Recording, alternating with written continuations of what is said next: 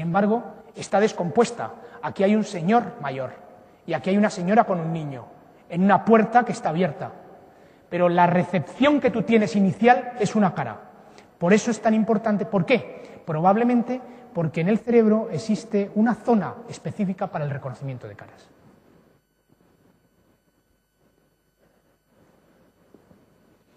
La emoción y la percepción. Hasta ahora vamos a decir que esto es aséptico, ¿no? Pero ¿tiene relación la percepción de la emoción con la personalidad? Hasta ahora nadie se había planteado demasiado esta pregunta, desde el punto de vista científico. Pero unos autores se lo han planteado y han visto que a medida que una persona en un test psicológico de extroversión, de ser extrovertido, digamos de relación con el ambiente, a medida que ese test sube, es decir, cuando eres más abierto, cuando eres menos tímido, cuando eres más hablador, más gesticulante, suben la estimulación o la activación de la zona cerebral que está relacionada directamente con el control de la emoción, que es una zona que se denomina complejo amigdalino. Pero, claro, esto era más o menos un tema que podíamos intuir. Lo que no podíamos intuir, fijaros aquí, es que la escala de relación es lineal. O sea, la escala de relación es lineal. A más extroversión, muchísima más estimulación o activación de la corteza cerebral. Vamos a pasar ahora al denominado control cerebral de la emoción. Evidentemente tenemos que ceñirnos a estas estructuras cerebrales que están en la parte medial del hemisferio, la parte más interna, justo en la línea media. Y entonces vemos que existen zonas del cerebro que están diseñadas no ya para la percepción de la emoción, no solo para, de alguna manera, su integración, sino sobre todo para su control. Y esa zona es esta parte medial del hemisferio que se llama corteza, es un nombre, voy a hacer un latinajo, y ya, ves que de vez en cuando hay que decirlo, porque si no, no queda uno. Se llama corteza cingular anterior. Bueno, este es un experimento muy importante, se realizó en el año 2003 y ha tenido mucha influencia en Estados Unidos, sobre todo en la educación. Hay una técnica psicológica o una forma de explorar psicológicamente a individuos que se llama control psicológico. Vamos a ver, lo empleamos todos los días muchísimas veces, es decir, por ejemplo, una persona tiene en su trabajo una persona que le cae bien y una persona que le cae mal, o un jefe bueno y uno malo, ¿no? Entonces, cuando tú tienes que ponerte enfrente del jefe bueno, la cosa va como mucho más fácil todo, y cuando te pones enfrente del jefe que cae malo, no sabes por qué se te cae el vaso, no tomas bien las notas, la lías. Entonces, eso se llama control cognitivo, o control psicológico, control cognitivo. Claro, esto del jefe, digamos, es la vida misma, pero vamos a hacer el experimento en plan serio. Entonces vamos a coger unos estudiantes y explorar la capacidad de racismo y de control cognitivo que tienen esos estudiantes. Entonces, se cogió unos estudiantes del norte de Estados Unidos, es decir, vamos a decirlo así, yanquis, y se cogió a otros estudiantes del estado de Alabama, donde teóricamente son más racistas. Y se obtuvo un test de control cognitivo validado. Pues claro, no es fácil hacerlo bien. Es decir, tenían que hacer un control manual o una respuesta verbal cuando se les ponía enfrente una cara de una persona de color. Se vio claramente que los estudiantes del norte tenían mejor control cognitivo que los del sur. Claro, hasta aquí dice, esto no pasa nada. No, un momento, en esto los americanos son mucho más pragmáticos que nosotros. Un momento, la igualdad de oportunidades de los estudiantes del sur y de los del norte es diferente, porque cuanto más control cognitivo tienes, más capacidad tienes de, en las entrevistas, en tal, salir mejor parado. ¿Qué han hecho? Pues a raíz de estos experimentos se ha intentado fomentar una educación, en muchos colegios, sobre todo privados, una educación que esté completamente alejada del racismo en el sur. Todavía ellos prometieron un estudio más a largo plazo para ver si esta educación mejoraba en los... Control cognitivo, por lo tanto, es muy importante. Pero también nosotros podemos, acordaros de la cinta de antes, del MP3 de Jonathan Morano, en la que se decía que con el tiempo vamos a poner a hacer estimulación cerebral profunda en situaciones normales. Esta es una situación patológica. Nosotros lo que conseguimos hacer ahora es introducir unos electrodos dentro del cerebro, en diversas zonas cerebrales, y poner unos cables por debajo de la piel y un estimulador en la zona del tórax, por encima del pecho. Estas personas, sobre todo, son pacientes de Parkinson. Entonces tienen un control, como yo tengo, con un aparato así. Son personas, es impresionante, no he querido poner un vídeo porque me parecía ya un pelín desagradable, pero son personas que no se pueden prácticamente mover. Les ponen este electrodo en una zona del cerebro, ellos activan el estimulador y pueden moverse como yo ahora. O sea, es impresionante. Entonces, ¿qué quiere decir eso? Que nosotros podemos controlar con estimulación, digamos, la capacidad motora del cerebro humano. Pero claro, esto con la cosa motora, bien, es fácil. Pero vamos a ver si podemos hacerlo con algo más profundo y más difícil, que son, por ejemplo, las depresiones. Y entonces, en esa zona de la corteza cingulada anterior se ha visto que hay fijaros la importancia de los estudios de básicas en todo esto. Este señor Bush no tiene nada que ver con el nuestro. Este es un investigador que ha estado trabajando muchísimos años en corteza cingular anterior y se llama Bush, igual que... Entonces, descubrió, por muchos estudios psicológicos muy interesantes, que existe una zona de esa corteza que está relacionada con las tareas cognitivas y otra zona que está destinada con las tareas emocionales. Claro, esto lo cogieron unos investigadores clínicos y dijeron, si esta zona es emocional y esta es cognitiva, si nosotros podemos seleccionar un grupo de pacientes que tengan alteraciones emocionales ligadas a la emoción, directamente, más que a la emoción, a la integración de la emoción, a lo mejor podemos introducir un electrodo aquí, activarlo y ver si esos pacientes mejoran. Lo más difícil aquí es seleccionar a los pacientes. Entonces seleccionaron a unos pacientes depresivos que no tenían respuesta al tratamiento antidepresivo. Por supuesto, eran pacientes que no tenían riesgos de suicidio. Entonces consiguieron estos pacientes, claro, ese es un paciente, digamos, es el paciente ideal de este tipo de tratamiento, porque es un paciente que lo tienes deprimido, o sea, es horrible, en casa tienes al deprimido todo el día, le das pastillas y no mejora, hablas con él y no mejora, y entonces que te tiras tú por la ventana, claro. Entonces, cogieron a estos pacientes. ¿Qué hicieron? Metieron el electrodo y lo que vieron es que de los 10 pacientes, 7 mejoraban. ¿Dónde ponían el electrodo? En esta zona. Ponían en esta zona que es exclusivamente emocional de esta corteza cerebral. Y dejaban intacta la corteza cognitiva. Es verdad, el depresivo ve bien, conoce bien, hace todo bien desde el punto de vista cognitivo, pero tiene un trastorno emocional. Y entonces estos pacientes... Claro, esto ha sido una revolución. Fijaros, esto salió en toda la prensa, la mejor revista de neurociencia, y salió, por supuesto, en nuestros amigos de The Economist lo pusieron, pero esto ha supuesto ya, en este momento se está intentando poner en marcha en Europa y en varios sitios, también en España, y por supuesto en Estados Unidos ya hay bastantes enfermos que han sido tratados así. Claro, la emoción, ¿qué quiere decir? ¿Cuál es el mensaje que os quiero transmitir ahora? Es verdad que con estas lesiones concretas podemos revertir la emoción, pero hay que ver el cerebro como un conjunto de redes neuronales donde para las distintas tareas existen puntos nodales. Por ejemplo, para la emoción hay un punto nodal que es el complejo amigdalino, pero es una red amplia donde tú tienes que integrar completamente los órganos de la visión, la audición, el gusto, el olfato, incluso en el caso de los humanos en mucho menor medida. Pero también tienes que integrar con procesamientos interiores de nuestro propio balance interno del cuerpo.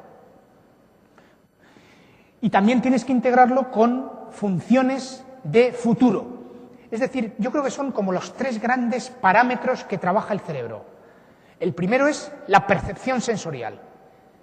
El segundo, y es muy importante también, es el medio interno. El cerebro está continuamente sabiendo lo que pasa por nuestro interior desde el punto de vista más material. Cómo está nuestro tubo digestivo, nuestro corazón, nuestros pulmones, todo. Entonces, lo que viene de fuera y lo que está interno lo pega. Y se produce un proceso de integración de futuro, que es lo que caracteriza al hombre sobre todo, la visión de futuro, la integración de futuro, la respuesta de futuro. Por eso la emoción tiene mucho que ver con estos circuitos que terminan convergiendo en una visión de futuro.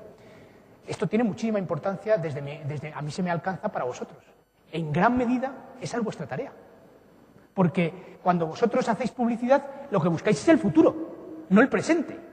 Tenéis que trabajar sobre todo la percepción, porque el medio interno, eso no está en las manos, digamos, externas, pero en realidad el procesamiento cerebral de futuro es lo más importante.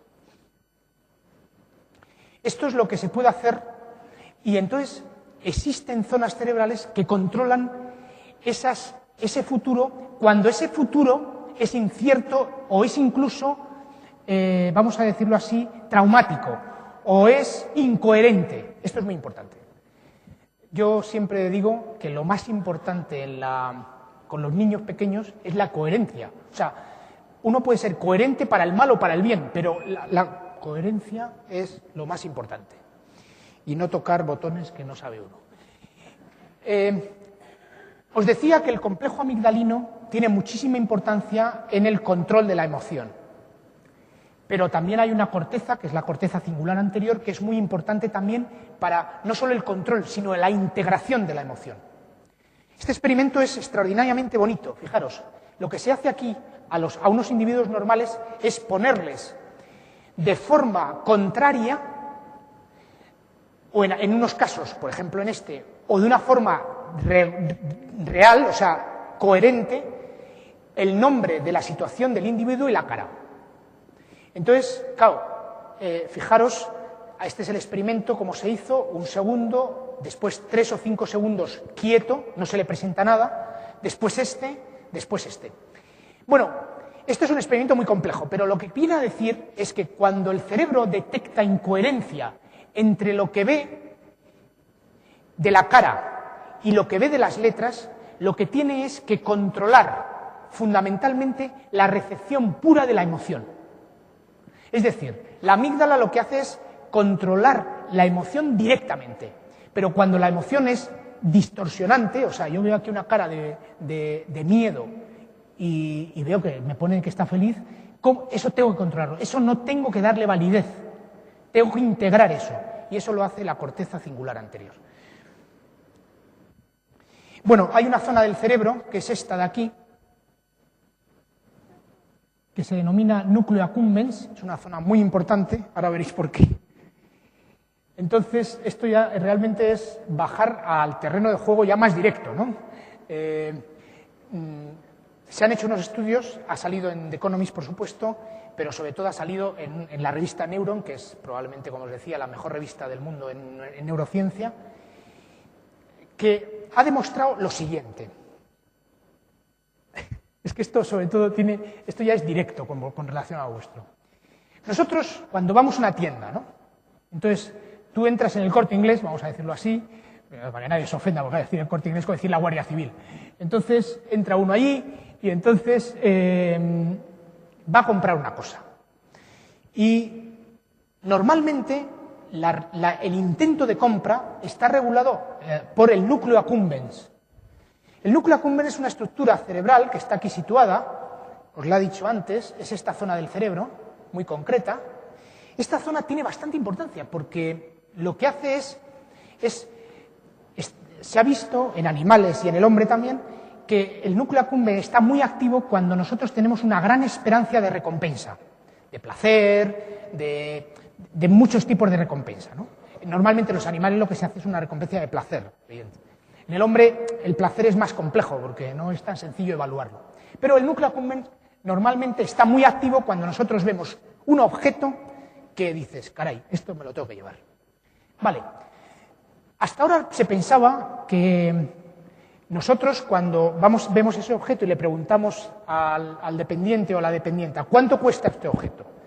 Pues mire, cueste 1.000 euros. Entonces se activa la corteza insular. La corteza insular es como un colchón de recepción de malas noticias, ¿no? O sea, ¿qué notas has sacado tú?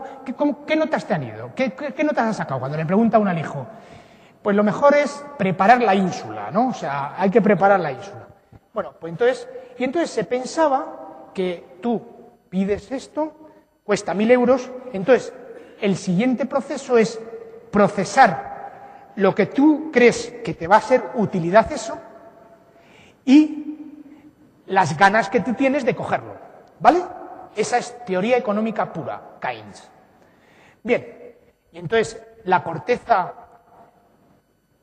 prefrontal se activaba porque es la corteza, digamos, que procesa pues cuesta 1.000 euros, pero me apetece mucho, pero te apetece menos, pues tal, vamos a comprarlo. Bueno, este experimento lo que ha demostrado, utilizando una caja de chocolates Godiva, que está bien elegido, y otras cosas, lo que han demostrado es que esto no es así. O sea, la inmensa mayoría de las veces que nosotros compramos, lo que hacemos es lo siguiente. ¿Cuánto cuesta esto? 1.000 euros. Entonces, nosotros no procesamos complejamente si me vale los 1.000 euros y me va a compensar los 1.000 euros por la valía que tiene lo que a mí me apetece. No.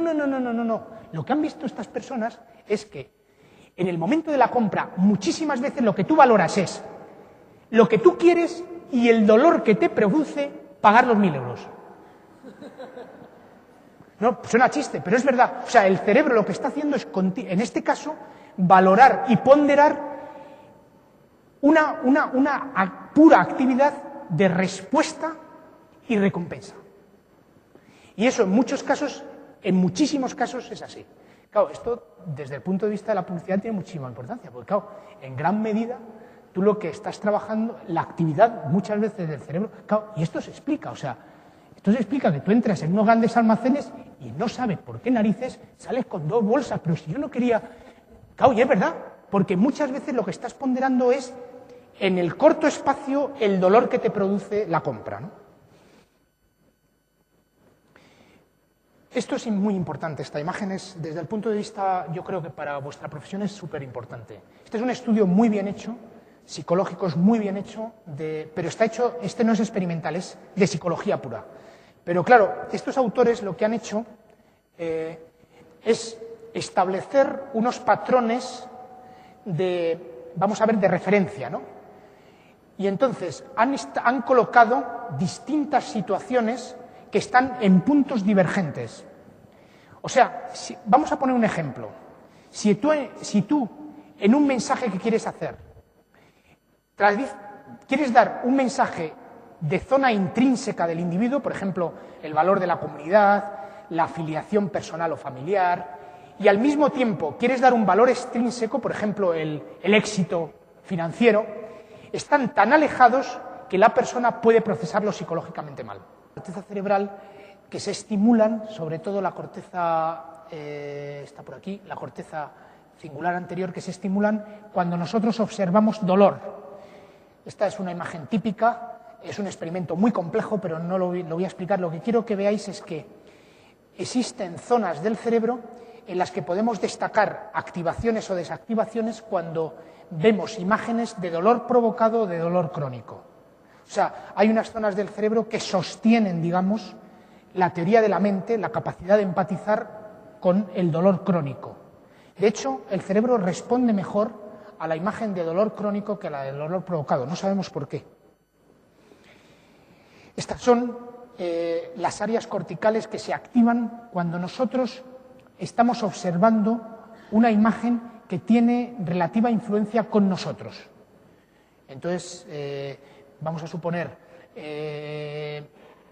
no sé, pues que entra uno en la oficina y la administrativa o el administrativo está tocando las cosas que más ponen nervioso a la gente, ¿no?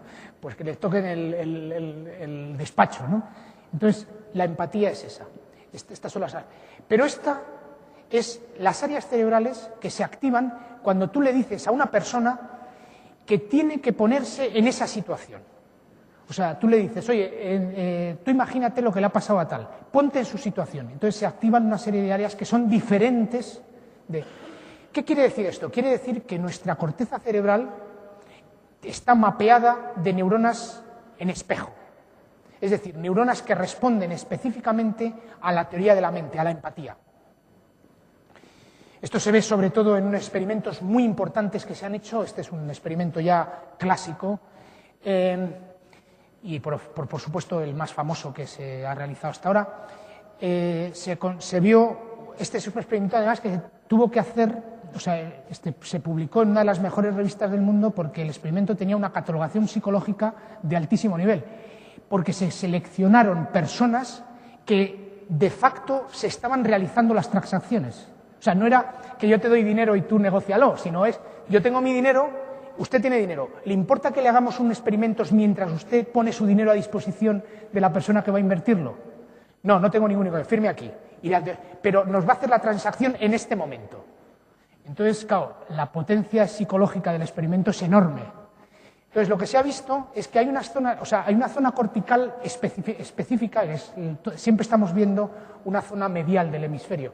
Antes hablaba yo con una persona, con uno de vosotros, y os decía, hombre, hay muchas cosas hay experimentos psicológicos que no han cambiado mucho, y es verdad. Lo que pasa es que antes toda esta cara medial del hemisferio la teníamos ignorada absolutamente, ¿no? Pensábamos que eso no existía, y ahora tiene muchísima importancia. Fijaros, cuando esa persona está dando el dinero al trustee, se activa una zona cerebral específica, que tiene una correspondencia temporal directa con la zona cortical que se activa en el trustee, que es diferente. Pero fijaros, es absolutamente directa la correspondencia. O sea, yo te doy el dinero y la persona que recibe el dinero se le activa una zona cortical diferente de la otra. En cambio, hay zonas que regulan o están conectadas de alguna manera con esas zonas corticales que tienen un desfase temporal. Es decir, existe una integración tanto en el inversor que tiene que confiar su dinero, como en el trustee que tiene que decir, a ver qué hago yo con este dinero. Y esa correlación no es temporal. Esto es un experimento súper bien hecho, o sea, es de chapó. Y así se publicó, claro, o sea, tiene una categoría porque está muy bien hecho, ¿no? Sobre todo la selección exacta de los trustees. Lo que no pudieron hacer es, o sea, esto querían hacerlo con inversores de bolsa de millones de dólares. Lo que pasa es que, claro, estos tipos no los coges tan fácil, entonces tuvieron que hacerlos con inversores de bolsa, en fin, estamos hablando de $2.000, $3.000, o sea, todavía se queda un poquito en casa, ¿no? Eso lo puedes hacer. Pero bueno, en cualquiera de los casos tiene mucho valor, ¿no? Sobre todo la escala temporal. Bueno, y después, algo que es muy importante, fijaros que estamos hablando de zonas de la corteza cerebral que tienen mucha relación con la respuesta, ¿no? Quería presentaros un último experimento que me parece interesante también, que es, claro, muchas de las cosas que nos ocurren en nuestra existencia tienen que ver con lo que se llama, lo que se dice en inglés, fair and unfair, ¿no? O sea, con la deportividad, vamos a decirlo así, ¿no? Lo que se ha visto, y esto es un experimento muy reciente también, es que las mujeres sois mucho más, o sea, perdonáis mucho más la unfairness, ¿no? O sea, si te hacen una faena, la mujer lo perdona mucho más que el hombre, que es curioso. Lo que se ha visto, sobre todo, es que esa escala tiene una varianza. O sea, a medida que eres más, la mujer, a medida que es más, hay más, como diría, más poca deportividad por parte del contrario, le perdona mucho más. O sea, quiero decir que hay más capacidad de perdón. Claro, en el hombre esto se desaparece absolutamente, por supuesto, pero todo tiene que ver con esa estimulación, sobre todo, que han visto del núcleo accumbens. Esto parece una tontería, pero tiene más miga de la que parece. Esto quiere decir, primero, las diferencias sexuales del cerebro que tienen su importancia, pero sobre todo tiene que ver con circuitos corticales que establecen patrones de confianza. Esta imagen se corresponde de alguna manera con esta también. Esto de aquí es el núcleo accumbens, de alguna manera relacionado. O sea, hay circuitos cerebrales que establecen patrones de confianza. Y eso es importante, yo creo, desde el punto de vista de vuestra profesión. Bueno, todo lo que he dicho, yo creo que muchas de las cosas que os he planteado quería ponerlas en tela de juicio, como tiene cualquier científico que hacer.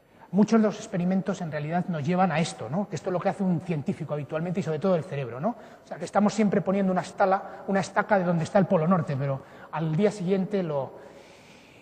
Yo creo que también, esta es una idea que quiero llevar, que son experimentos provisionales, que tienen la fuerza probativa de los paradigmas que se emplean.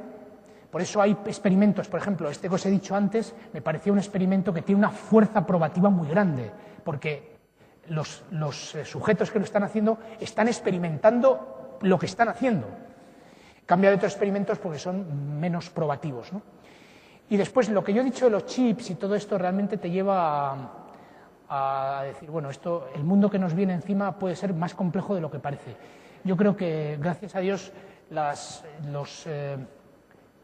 mí me parece en esto, Estados Unidos, como siempre, bueno, yo personalmente, aquí una vez más hay que quitarse el gorro, porque, claro, cuando la CIA y el FBI, es verdad que ahora mismo el control público que tienen estas instituciones es enorme, o sea, es enorme, enorme. Ha cambiado en los últimos 40 años de forma gigantesca, ¿no? Pero porque lo sé por compañeros míos americanos que me lo cuentan, ¿no? Pero claro, que la CIA y el FBI en este momento se planteen decir, bueno, mira, nuestro principal asesor en esto, una persona que sabe de ética, pues no va a meternos en unos follones y salgamos todos por los aires, ¿no? Me parece que eso también es una señal muy positiva, ¿no? Y aquí tenéis mi correo. Muchas gracias por vuestra atención.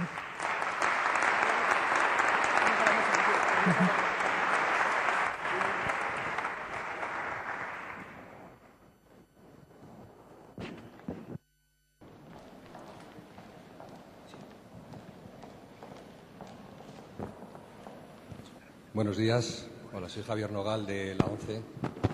Bueno, en primer lugar le quiero agradecer al doctor, al profesor de su conferencia y naturalmente también a nuestros anfitriones porque por fin se nos ofrece una conferencia distinta a lo que al menos yo había conocido hasta ahora en nuestro sector, con una visión y una perspectiva completamente diferentes.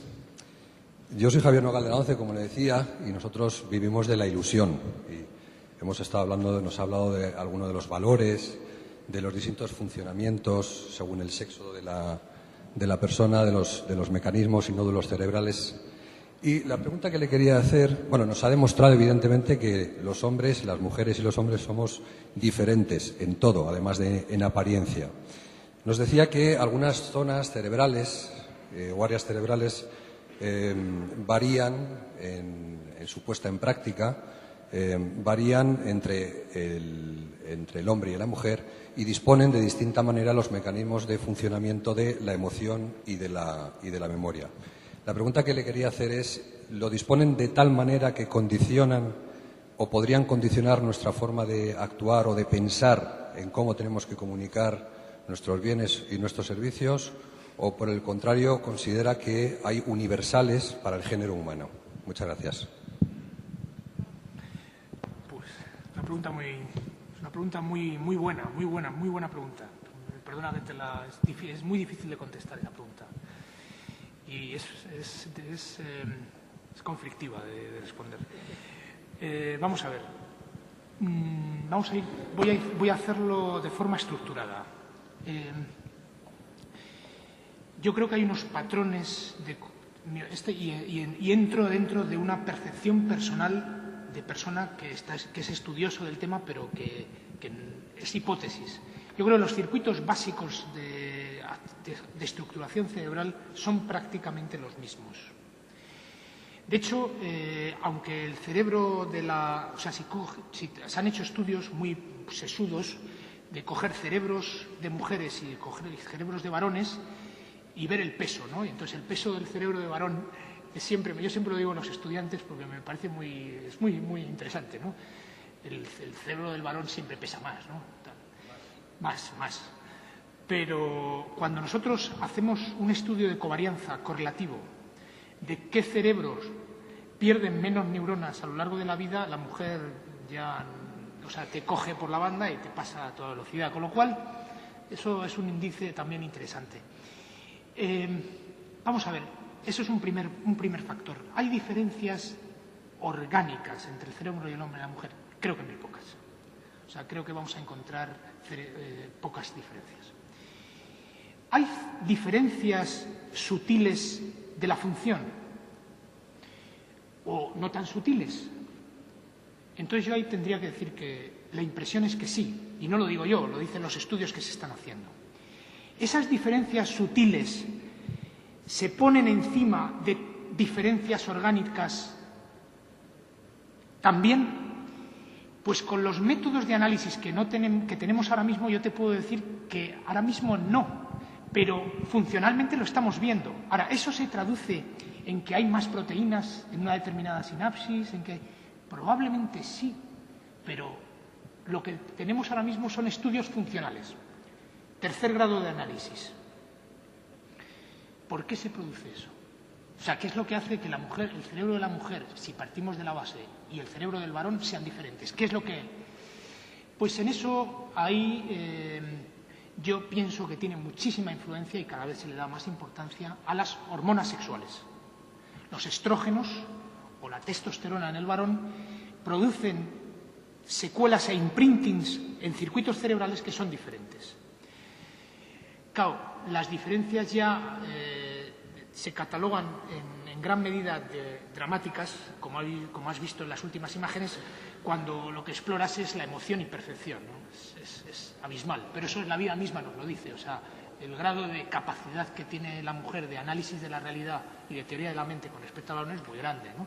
Entonces hay unas diferencias que ya son casi, no hace falta hacer un experimento para verlo, ¿no? La pregunta clave es, ¿puedes revertir eso? Esa es la pregunta del millón. Entonces ahí yo, quiero decir, he ido pasando he ido disecando todos los esquemas hasta llegar a la última pregunta. Y la última pregunta, sinceramente, yo no me siento capacitado de responderte. Pero es la pregunta más importante. Y es una pregunta social también.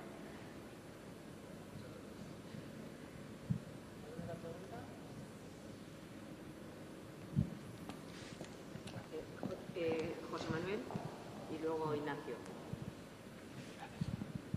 Al revés. Ignacio y luego José Manuel. No, fenomenal. Sí. Vale. Dos preguntas tenía. Una, me interesa el tema del modelo de compra. Usted dijo en un momento de su presentación, el ejemplo era el del Corte Inglés y lo refería también a lo de los chocolates Godiva. Entonces decía que hay como una especie de negociación interna en nuestras cabezas de recompensa-dolor, ¿no? ¿Cuánto me va a recompensar esto que voy a comprar? ¿Cuánto me duele soltar el dinero? Me interesa especialmente saber si hay estudios en los que eso se haya estudiado no desde la perspectiva de productos de compra impulsiva y más tradicionales de gran consumo, sino en productos o servicios cuya entrega está, por ejemplo, aplazada en el tiempo. Un coche, una casa. ¿Cómo funciona la cabeza en esos casos? Es decir, ¿cómo funciona el tema de recompensa-dolor en esos casos? ¿Hay otras áreas del cerebro que entran en funcionamiento ahí? ¿O funcionan más o menos? Ese tema me interesaría. Y aprovecho para hacerle una segunda pregunta también que me interesa y es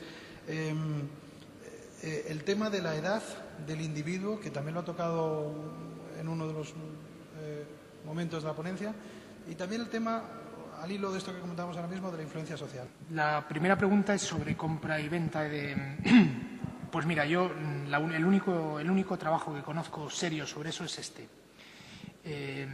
La verdad es que lo he leído bien y te puedo decir que me parece que el paradigma psicológico está bien escogido, la población que han cogido está bien, el muestreo está bien, hombres, mujeres, varones, mujeres, de edades en rangos de compra, está bien hecho.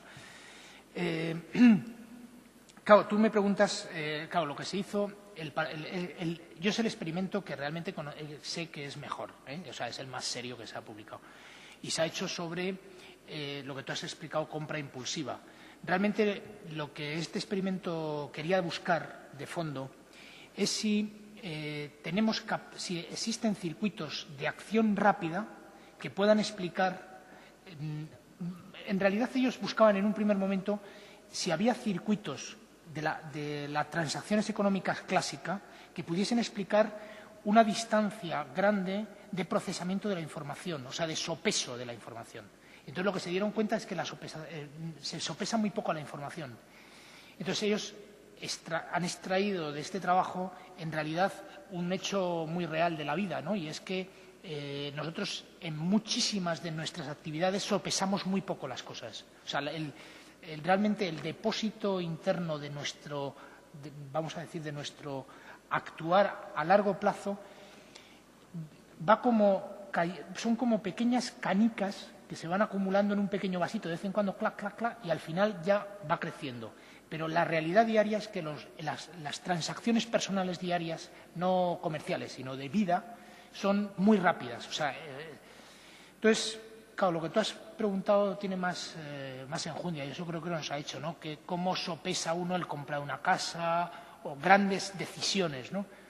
Eso no se ha hecho, no se ha hecho, no se sabe. Ahí yo creo que tiene mucha más importancia la corteza prefrontal, esa que no tenía tanto valor en este trabajo, porque esa corteza está especialmente preparada para, vamos a decir así, proyectar al propio individuo al futuro. Entonces ahí es donde... Y es la corteza que desaparecía en Phineas Gage y en este chico que tenía la pedofilia. O sea, es una corteza que está aquí, es una corteza cuando desaparece, la gente lo que pierde es la capacidad de proyectarse en el futuro. Vive en un presente y además en un presente, vamos a decir, ruidoso, raro, pero sobre todo lo que no tiene es capacidad de proyección del futuro. De hecho, hay una parte de esa corteza cerebral, la corteza prefrontal, cuya lesión específica se produce un trastorno clásico que se denomina el mutismo aquinético. Son personas que se quedan prácticamente sin habla y rígidas en un rincón, ¿no? Y son personas que no tienen ninguna lesión motora. O sea que eso es. La segunda pregunta me parece que también es muy interesante, ¿no? Si vosotros muchas de las cosas tenéis que valorarlas desde el punto de vista de la edad, es verdad.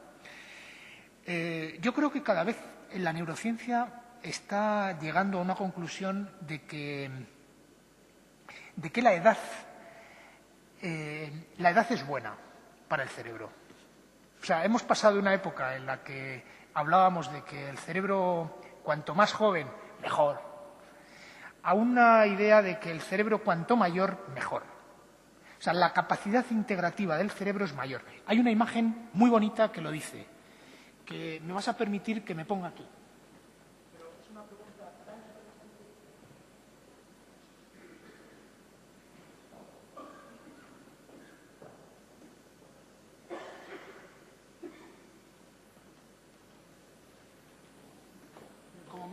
como me la sé de memoria, no la veo, pero la veis vosotros. Como veis, la imagen está un niño joven, un chaval joven, se estimulan unas áreas cerebrales ante tareas cognitivas concretas. Al lado hay una persona mayor que ha perdido las funciones cognitivas en gran medida. Y fíjate que las áreas son prácticamente las mismas. En cambio, una persona mayor que está intacta su capacidad cognitiva, la capacidad que tiene de manejar corteza cerebral es mucho mayor. Es decir, probablemente el análisis de la situación que tiene es muchísimo más rico. Esto pasa con las personas que están ciegos, sordos, personas que tienen una gran alteración en la capacidad cognitiva y perceptual. Su cerebro probablemente funciona mejor, en mucha medida. Esto es una idea que hay que transmitir, porque es verdad. Entonces, ahí yo creo. Creo que esto es interesante tenerlo en cuenta de futuro. O sea, que tú llegas a un público en el que probablemente el procesamiento, a medida que son mayores, el procesamiento cerebral es mejor, ¿no? Pues, entonces, ¿me permite un comentario? Disculpa, José Manuel. Es que a mí me sorprendió precisamente cuando estabas presentando este tema, porque en nuestro negocio nosotros, por ejemplo, una cosa que seguimos es, por ejemplo, el recuerdo de notoriedad de marca. Y según el modelo que nosotros tenemos establecido, pues, por ejemplo, un español promedio, si recordamos 26 marcas al día, tenemos demostrado cosas como que de la televisión, por ejemplo, provienen 10. Estoy hablando a nivel de grandes números. Pero lo que está claro es que, por otro lado, teníamos la creencia que cuanto más joven era el individuo, mayor número de marcas era capaz de recordar. Entonces, esto que me ha trastocado a mí, ¿por qué me ha trastocado a mí tanto este tema? Pues porque lo que estabas comentándonos era justo un poco lo contrario. O mi pregunta sería, precisamente porque es un cerebro que está más asentada esas percepciones, ¿es capaz de seleccionar mejor qué introduce en su carpeta de imágenes y qué marcas deja fuera? No sé, me pregunto, como ignorante total del tema. Sí, esencialmente es un problema de desconocimiento por mi parte, porque, claro, yo estoy haciendo especulación ahora mismo, especulación sobre datos. Como veis, la imagen la tenéis ahí encima. Yo creo que, vamos a ver, o sea, los jóvenes lo que tienen, o sea, hay dos tipos de memoria. Una memoria que se llama de procedimiento y una memoria declarativa. La memoria de procedimiento es la que nosotros utilizamos cuando tenemos que hacer actividades, digamos, motoras, pero memorísticas. Por ejemplo, manejar un ordenador, por ejemplo, manejar un iPod, por ejemplo, manejar el coche, por ejemplo, andar. Eso es memoria de procedimiento. Y existe lo que se llama memoria declarativa, que es el recuerdo. Y esa memoria declarativa puede ser a corto, a medio y a largo plazo. Esto es una clase de memoria en 2 minutos. Entonces, ¿qué ocurre en la gente joven? Que la unión entre las dos es, yo creo, muy grande. Memoria de procedimiento y memoria declarativa están muy unidas. Es decir, un chaval en el ordenador es capaz, es increíble lo que puede hacer un chaval, bueno, lo vivís todos los días, yo es que es increíble lo que puede hacer un chaval en el ordenador. O sea, cuando tú quieres teclear algo en Google, él ha entrado ya en 10 blogs, o sea, ya va por... Entonces, ¿qué ocurre? Que la capacidad que tiene del procedimiento y la unión es muy grande, y además recuerda los blogs y tal. ¿Qué es lo que tiene la persona mayor desde mi punto de vista? Riqueza de memoria. O sea, recuerda menos, porque probablemente los circuitos están peor. Están ya, o sea, nosotros el envejecer no es solo en las arrugas, envejecemos un poquito de todo, ¿eh? O sea, estamos un poquito envejecidos en todo. Entonces, lo que pasa es que la gran riqueza que tiene el cerebro humano es que la vejez, entre comillas, da contenido emocional mucho más sólido a los recuerdos. Entonces, ¿qué pasa? Que a lo mejor, si una persona mayor recuerda, un chico joven recuerda 20 cosas, pero las 20 cosas tienen una influencia personal muchísimo menor que las 3 cosas que recuerda una persona mayor. Tienen un contenido emocional súper rico. Ese es, yo creo, el comentario de la edad. Soy José Manuel Mateu, de Universia, y sigo un poco en relación a la pregunta que estamos tratando ahora sobre la gente joven. ¿Hay algún estudio que demuestre o que vaya demostrando que la atención, en este caso, de a lo que nosotros nos dedicamos, que es más a la gente joven, es mayor o distinta que cuando el cerebro es más maduro? Y, por otro lado, ¿cómo está evolucionando el concepto de la imagen y la palabra versus la palabra escrita? Claro, no te puedo contestar, tampoco tengo experimentos sobre portales de Internet. Sé que se ha intentado, lo que pasa es que es complejo también. Vamos a ver, yo creo que contesto en la misma dirección. Yo esta conferencia la había pensado, o sea, la he madurado desde el punto de vista de la emoción y la memoria, como habéis podido ver, ¿no? Porque es verdad que en la neurociencia moderna, actual, la emoción, que era una cosa un poco de Jane Austen del siglo XVIII, del siglo XIX, pues se le está dando cada vez más importancia, porque la emoción es lo que permite, en muchos casos, activar los circuitos de memoria a corto, medio y largo plazo. Entonces, esto es un mensaje que yo creo que interesa en tu medio, porque ¿cómo puedes conseguir que los portales de Internet tengan un contenido de agarre emocional a la persona? Esto no es sencillo, pero por lo menos hay que planteárselo. Segundo, el problema de la atención es muy grande en el mundo actual, ¿eh? O sea, yo lo tengo en mi carpeta, pero tengo una gráfica súper buena del consumo de ampaquina en Estados Unidos desde los años 80 hasta ahora. Ampaquina es un fármaco que sirve para mejorar la atención. Entonces, se ha disparado en Estados Unidos. se ha disparado absolutamente. La gente la compra para todo, o sea, para ver un episodio de Jack Bauer de 24 horas, se toman una ampaquina para disfrutar mejor cómo va disparando el tío a los malos, ¿no? O sea, las ampaquinas... ¿Qué quiere decir eso? Quiere decir que la pérdida de atención en el mundo actual, en gran medida, desde mi punto de vista, está en la dispersión. O sea, el cerebro no funciona bien con la dispersión. No funciona bien. Porque no consigue atar a la memoria de forma clara aspectos emocionales. Y de hecho, nosotros yo os presento cosas y a lo mejor salís diciendo aquí, el cerebro es como, no sé, es como una caja donde tocas aquí y tal, esto es... No, la realidad es que nosotros biológicamente no podemos explicar, por ejemplo, dos cosas muy concretas por las que funcionamos todos los días, que es el valor y la intención. O sea, nosotros funcionamos con valores. O sea, vosotros habéis venido aquí hoy porque habéis considerado que estar en este foro tiene un valor, pues no sé, porque interesa que Universal McCann me haya visto, de no sé qué, de no sé, lo que sea. O un valor de, este tipo que viene del autónomo, a ver qué va a decir. O sea, funcionamos con gran cantidad de valores. Es decir, vas a la oficina porque tienes unos valores. Y eso no existen paradigmas que podamos evaluarlos. Es más, cuando queremos evaluarlos biológicamente no los encontramos. Y la intención igual. O sea, hay una discusión enorme en cómo podemos llegar a tener conciencia de nosotros. O sea, cada uno, yo creo que os lo planteáis ahora mismo, ¿no? El gran problema del cerebro es por qué cada uno de nosotros que estamos aquí tenemos conciencia de nosotros mismos. O sea, si el cerebro fuese una máquina que es percepción, integración y respuesta, ¿para qué necesitamos la conciencia? Lo podríamos hacer sin conciencia. Nos podríamos enamorar sin conciencia, podríamos vivir sin conciencia, no haría falta la conciencia. Pero ¿qué explica la conciencia? Pues no lo sabemos. Entonces, ¿esto qué quiere decirte? Quiere transmitir una idea y es que estamos tanteando en muchas cosas. Tú has preguntado una cosa concreta que es la atención. Yo creo que la atención cada vez está más demostrado que tiene relación con la emoción.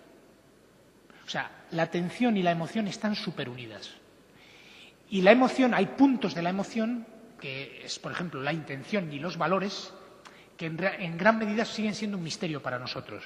Con lo cual, yo creo que hay que ser honrados, porque es que hay gente que yo he dado conferencias a veces y que dicen, prácticamente piensan que ha habido una persona que me dijo, yo creo que, doctor, si usted viene conmigo y tal y hacemos esto, yo creo que vamos a cambiar el mundo. O sea, parecía casi o sea, era el enfermo psiquiátrico que ves todos los días. O sea, dice, pero es una persona normal, que además veías que era normal. Pues te puedes tener la idea de que con todas esas cosas que ponen ahí, con esto es que vamos, esto cambiamos la economía, o sea, y nada. ¿Por qué? Porque hay cosas que no las podemos coger. Valor, la intención, la emoción. Entonces, un consejo práctico. Creo que lo que más te interesa es un consejo práctico. Los portales de Internet, o sea, no podemos sustituir la relación personal.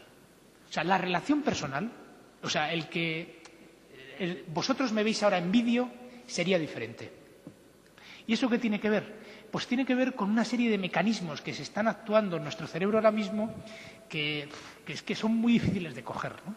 Entonces, cuanto más se favorezca la relación personal, yo pienso que se favorece más la unión entre emoción y memoria. ¿Por qué van a visitar tu portal de Universia?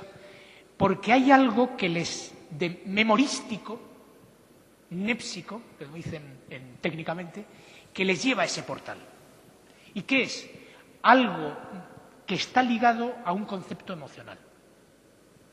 Entonces, bueno, pues ahí están las imágenes de fotografías y además, fijaros, lo que yo os he mostrado muchas cosas, digamos, qué distorsión tan grande tenemos en muchas imágenes que pensamos que son muy importantes para la gente y no lo son tantos. Por ejemplo, las caras y los lugares tienen mucha importancia. Y yo es verdad, o sea, yo el otro día, tengo que reconocerlo, celebran mis padres el 50 aniversario, es una cosa muy personal, pero lo cuento porque tiene mucho que ver con la neurociencia. Celebran los 50 años de casados. Entonces, vamos a ir al pueblo donde se casaron. Entonces, fuimos a hacer una exploración al pueblo, ¿no? Varias familias ahí a explorar el pueblo. Y yo veía que los hermanos nos emocionábamos. Porque era el pueblo de nuestra juventud, ahí nos tirábamos piedras, ahí le hicimos una guadilla al otro, tal. Claro, y entonces yo pensaba un poco en esto y decía, caray, es que la emoción y el recuerdo tienen muchísima importancia y la viveza de ese recuerdo es enorme. Claro, es un recuerdo que nace a lo mejor hace 40 años o 45 años, que yo lo recuerdo después de ese tiempo, pero que tiene una riqueza muchísimo mayor que en la época donde se produjo. Todo eso ponlo en el chaval, en el chico joven, que en vez de hacer 45 años, como en mi caso, ponle una distancia de una semana. Y tendrás probablemente, si ligas eso, emoción y memoria, probablemente más visitas de Internet. Estoy seguro. Estoy seguro porque lo de los blogs los hacen así, con estas ideas. ¿Cómo impacta o cómo influye el hecho cultural? Y luego la segunda es el fenómeno de la saturación, ¿no? Y si hay alguna vía en la que podamos seguir estudiando, desde el punto de vista de los medios, la riqueza de distintos medios o soportes, ir alternándolos para poder generar esa emoción que tanto menciona usted y llegar al recuerdo. El programa cultural, sí. Esto se han hecho estudios y yo creo que los más luminosos los he puesto ahí. He puesto uno del año 2003, hay más, pero es el control cognitivo. Lo que más se conoce en la dinámica cultural es el control cognitivo. En el sentido de que personas que tienen una cultura diferente tienen peor control cognitivo fuera de esa cultura. Eso, desde el punto de vista sociológico, es fácil de entender por qué los inmigrantes tardan en incluirse mucho más tiempo, ¿no? Pero en el cerebro eso está poco determinado. Entonces pasamos, como de corrida, a esas alteraciones, a ese problema que es, yo creo que una de las cosas más importantes que quería transmitiros, y es que el cerebro funciona en gran medida al unísono. O sea, nosotros partimos el cerebro y vemos correlatos neuronales, es decir, que tenemos unas células que se activan o se desactivan ante una tarea concreta, pero eso es un correlato neuronal. O sea, nosotros no podemos decir que el inversor se activa su corteza cingulada posterior cuando está haciendo la inversión. Y podemos decir, no, es que, claro, la corteza cingular posterior es la que hace la inversión. No, el cerebro funciona al unísono. Entonces, desde esa perspectiva, es difícil explicar el problema cultural, porque, vamos a ver, hay como situaciones en las que lo que probablemente influye en el cerebro son lo que se denominan redes neuronales. Es decir, la información que llega al cerebro se distribuye directamente en una cantidad importante de redes neuronales cuyo principal objetivo es integrar información. Ahora, ¿cómo de esa integración surgen aspectos tan importantes como la cultura? Pues claro, ahí ya entras en un problema que casi linda lo ideológico. Fíjate lo que te digo, casi linda lo ideológico. O sea, esto en los congresos americanos, bueno, y en España, excuso decirte, linda lo ideológico. O sea, es que ya te colocan derecha, izquierda, arriba, abajo, pero en cuanto dices, vamos, Claro, ¿por qué? Porque no es fácil o sea, fíjate el dilema en que nos encontramos. Si tú dices que todo el cerebro es lo que proporciona lo que nosotros estamos trabajando, te queda decir, oye, todo es determinismo en el cerebro, ¿hay libertad? En cambio, si dices, no, todo el cerebro es nada, eso es la materia y tal, aquí lo importante es el espíritu. Entonces, ¿cómo explicas los correlatos neuronales? Ahora es introducir unos electrodos dentro del cerebro, en diversas zonas cerebrales, y poner unos cables por debajo de la piel y un estimulador en la zona del tórax, por encima del pecho. Estas personas, sobre todo, son pacientes de Parkinson. Entonces, tienen un control, como yo tengo, con un aparato así. Son personas, es impresionante, no he querido poner un vídeo porque me parecía ya un pelín desagradable, pero son personas que no se pueden prácticamente mover. Les ponen este electrodo en una zona del cerebro, ellos activan el estimulador y pueden moverse como yo ahora. O sea, es impresionante. Entonces, ¿qué quiere decir eso? Que nosotros podemos controlar con estimulación, digamos, la capacidad motora del cerebro humano. Pero claro, esto con la cosa motora, bien, es fácil. Pero vamos a ver si podemos hacerlo con algo más profundo y más difícil, que son, por ejemplo, las depresiones.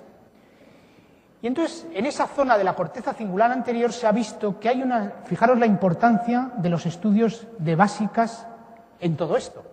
Este señor Bush no tiene nada que ver con el nuestro. Este es un investigador que ha estado trabajando muchísimos años en corteza cingular anterior y se llama Bush, igual que...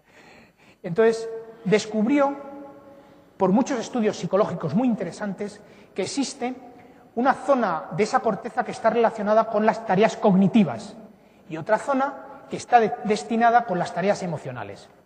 Claro, esto lo cogieron unos investigadores clínicos y dijeron, si esta zona es emocional y esta es cognitive, coger unos estudiantes y explorar la capacidad de racismo y de control cognitivo que tienen esos estudiantes.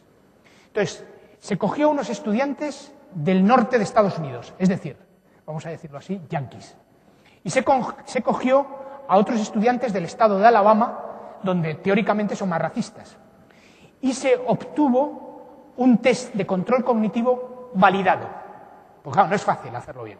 Es decir, tenían que hacer un control manual o una respuesta verbal cuando se les ponía enfrente una cara de una persona de color.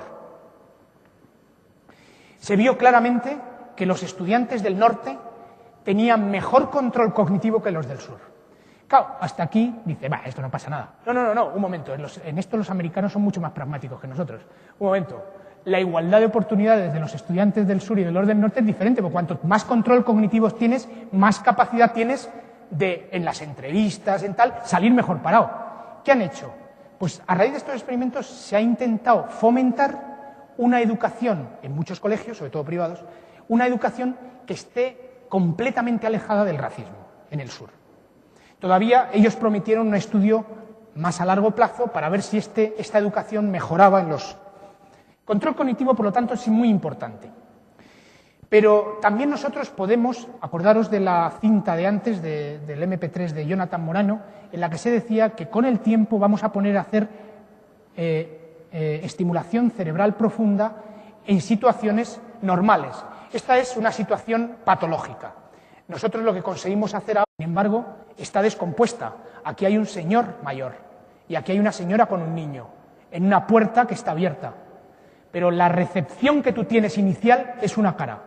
Por eso es tan importante. ¿Por qué? Probablemente porque en el cerebro existe una zona específica para el reconocimiento de caras.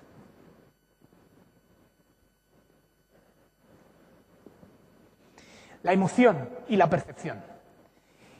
Hasta ahora vamos a decir que esto es aséptico, ¿no? Pero ¿tiene relación la percepción de la emoción con la personalidad? Hasta ahora nadie se había planteado demasiado esta pregunta, desde el punto de vista científico. Pero unos autores se lo han planteado y han visto que a medida que una persona en un test psicológico de extroversión, de ser extrovertido, digamos de relación con el ambiente, a medida que ese test sube, es decir, cuando eres más abierto, cuando eres menos tímido, cuando eres más hablador, más gesticulante, suben la estimulación o la activación de la zona cerebral que está relacionada directamente con el control de la emoción, que es una zona que se denomina complejo amigdalino. Pero, claro, esto era más o menos un tema que podíamos intuir. Lo que no podíamos intuir, fijaros aquí, es que la escala de relación es lineal. O sea, la escala de relación es lineal. A más extroversión, muchísima más estimulación o activación de la corteza cerebral. Vamos a pasar ahora al denominado control cerebral de la emoción. Evidentemente tenemos que ceñirnos a estas estructuras cerebrales que están en la parte medial del hemisferio, la parte más interna, justo en la línea media. Y entonces vemos que existen zonas del cerebro que están diseñadas no ya para la percepción de la emoción, no solo para, de alguna manera, su integración, sino sobre todo para su control. Y esa zona es esta parte medial del hemisferio que se llama corteza, es un nombre, voy a hacer un latinajo, y ya, ves que de vez en cuando hay que decirlo, porque si no, no queda uno. Se llama corteza cingular anterior. Bueno, este es un experimento muy importante, se realizó en el año 2003 y ha tenido mucha influencia en Estados Unidos, sobre todo en la educación. Hay una técnica psicológica o una forma de explorar psicológicamente a individuos que se llama control psicológico. Vamos a ver, lo empleamos todos los días muchísimas veces, es decir, por ejemplo, una persona tiene en su trabajo una persona que le cae bien y una persona que le cae mal, o un jefe bueno y uno malo, ¿no? Entonces, cuando tú tienes que ponerte enfrente del jefe bueno, la cosa va como mucho más fácil todo, y cuando te pones enfrente del jefe que cae malo, no sabes por qué se te cae el vaso, no tomas bien las notas, la lías. Entonces, eso se llama control cognitivo, o control psicológico, control cognitivo. Claro, esto del jefe, digamos, es la vida misma, pero vamos a hacer el experimento en plan serio. Entonces vamos a decir, si nosotros podemos seleccionar un grupo de pacientes que tengan alteraciones emocionales ligadas a la emoción, directamente, más que a la emoción, a la integración de la emoción, a lo mejor podemos introducir un electrodo aquí, activarlo y ver si esos pacientes mejoran. Lo más difícil aquí es seleccionar a los pacientes. Entonces, seleccionaron a unos pacientes depresivos que no tenían respuesta al tratamiento antidepresivo. Por supuesto, eran pacientes que no tenían riesgos de suicidio. Entonces, consiguieron estos pacientes, claro, ese es un paciente, digamos, es el paciente ideal de este tipo de tratamiento, porque es un paciente que lo tienes deprimido, o sea, es horrible. En casa tienes al deprimido todo el día, le das pastillas y no mejora, hablas con él y no mejora, y entonces te tiras tú por la ventana, claro. Entonces, cogieron a estos pacientes. ¿Qué hicieron? Metieron el electrodo y lo que vieron es que de los 10 pacientes, 7 mejoraban. ¿Dónde ponían el electrodo? En esta zona. Ponían en esta zona que es exclusivamente emocional, de esta corteza cerebral, y dejaban intacta la corteza cognitiva. Es verdad, el depresivo ve bien, conoce bien, hace todo bien desde el punto de vista cognitivo, pero tiene un trastorno emocional. Y entonces estos pacientes... Claro, esto ha sido una revolución. Fijaros, esto salió en toda la prensa, la mejor revista de neurociencia, y salió, por supuesto,